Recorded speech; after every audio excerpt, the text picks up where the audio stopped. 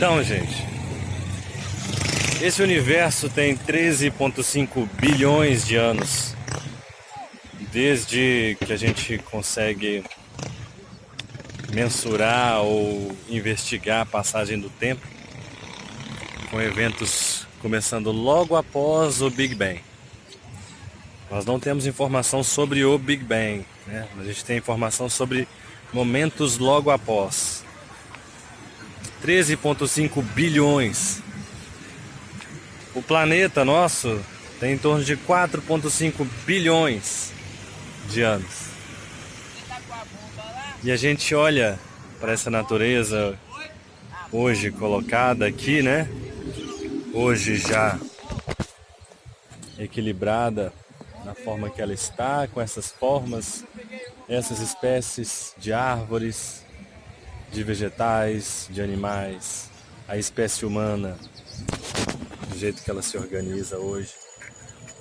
E uma coisa interessante de se observar é o seguinte: a natureza não tem meta, né? A natureza não coloca meta nas coisas. A meta é algo da mente humana, vem do desejo humano. Nós desejamos algo, e então, se a gente tiver a capacidade, a cultura de planejamento, a gente planeja, coloca uma meta, desenha um passo a passo, vai cumprindo cada passo. Se não der conta, a gente vai ajustando o caminho até atingir a meta. Mas isso é puramente mental, puramente criação humana. Nada de errado com isso. Mas vamos voltar a olhar para a natureza. Olha que construção. Que construção. Sem meta.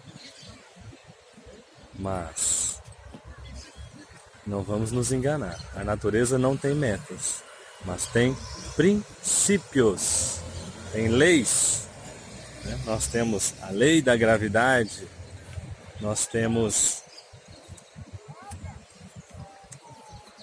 todas as leis da física, todas as leis da química, todas as leis da biologia. Nós temos princípios, nós temos parâmetros.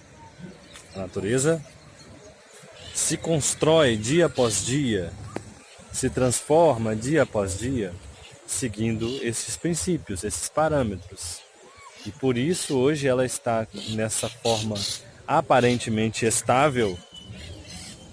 A gente sabe que não tem nenhuma estabilidade, que a própria vida é transformação o tempo todo, né?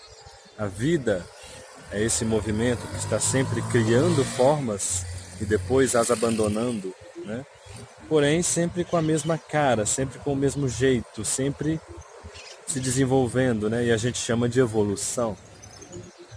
A gente põe o nome de evolução e aí mora uma das primeiras armadilhas, né?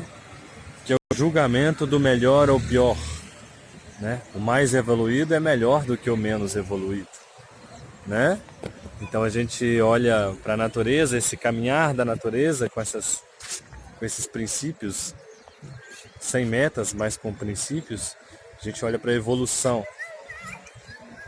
Por que eu estou falando tudo isso? Porque eu tenho um monte de colega coach nesse grupo, né? E é muito bom. Eu já fiz processo de coaching com a Roberta, minha querida. Conheço o processo de coaching, conheço outros coaches. Mas poucos coaches e poucos outros profissionais do bem-estar trabalham sem metas. Poucos encorajam as pessoas a viverem sem metas. E o que acontece? Muitas vezes você não vai ser uma pessoa que se dá bem com metas. Muitas vezes isso não te coloca para frente, independente se a meta for alcançável ou não, se ela for alta ou baixa. Você já tentou de tudo, de todo tipo de meta, já te disseram que você colocou uma meta muito alta, inalcançável, isso tira sua energia. Ou você colocou uma meta baixa demais, quando você atingiu já perdeu a graça, né? Mas o problema aí muitas vezes está em ter metas. Por que eu falei esse papo todo, né? Para mostrar que a meta é útil. Nós estamos aqui em uma praça, né? Uma cidade que teve uma meta, que foi planejada.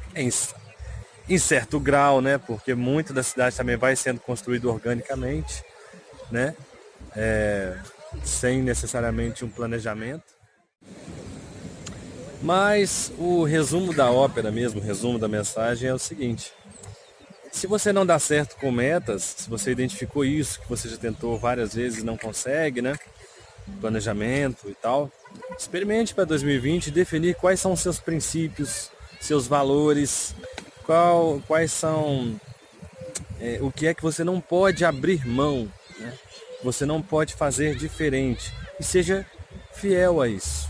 Vou te dar um exemplo. Talvez você não abra mão de não ser um devedor. Para você estar devendo dinheiro a alguém, ao banco, não sei, é algo que não deveria ocorrer. E talvez você esteja nessa situação agora. Um exemplo, né? Você vai colocar princípios. Então, este é o primeiro princípio: não ser um devedor.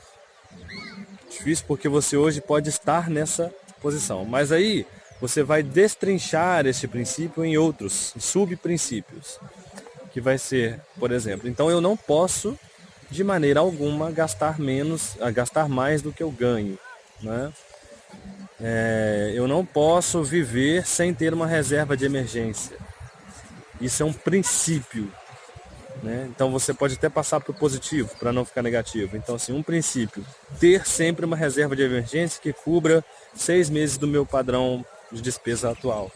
Mesmo que você não esteja hoje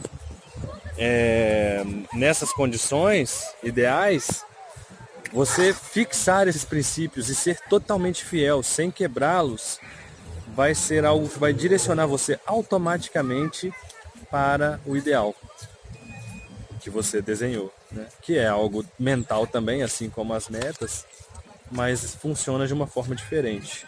Copia mais ou menos o universo, né? A natureza.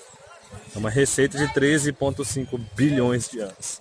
Tem dado certo. Manter os princípios, muitas vezes, pode ser mais eficaz para algumas pessoas do que trabalhar com metas. É isso, essa mensagem que eu queria trazer para vocês.